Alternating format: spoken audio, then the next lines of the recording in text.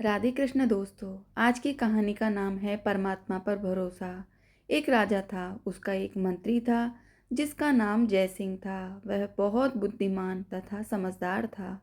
एक बार राजा के राज्य पर साथ वाले राज्य ने आक्रमण कर दिया। वह बहुत दुखी हुआ। वह अपनी जान बचाने के लिए गुप्त मार्ग से अपने मंत्री के साथ जंगल में पहुंच गया। उसके मंत्री को चाहे कोई दुख हो या सुख, वह हमेशा यही कहता कि परमात्मा जो करता है अच्छा ही करता है। परंतु राजा को यह बात अच्छी ना लगी।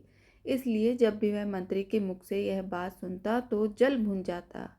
अब जब मंत्री और राजा अपनी जान बचाकर जंगल में पहुंचे तो मंत्री मन ही मन परमात्मा को धन्यवाद दे रहा था। उसने राजा से कहा, राजन, घबराने की क्या जरूरत है। ईश्वर पर भरोसा रखो।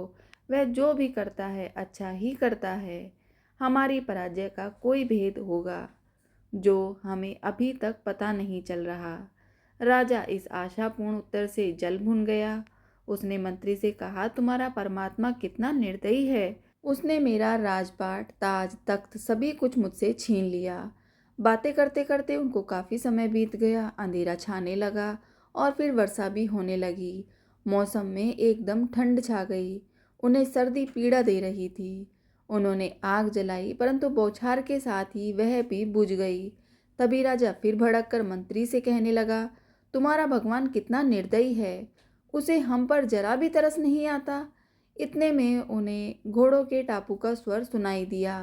सिपाही घोड़ों पर बैठकर उसकी तरफ आ रहे थे। दुश्मनों के सिपाहियों को देखकर राजा का बुरा हाल हो रहा था। लेकिन अंधेरा होने के कारण राजा और मंत्री के घोड़े दिखाई नहीं दिए। तभी उन्होंने एक से कहा, जल्दी ढूंढो, वह यहीं कहीं छुपे होंगे। दूसरे ने कहा, जल्दी करो, कल उन दोनों को फांसी दे दी जाएगी और हमें बहुत सारा इनाम मिलेगा।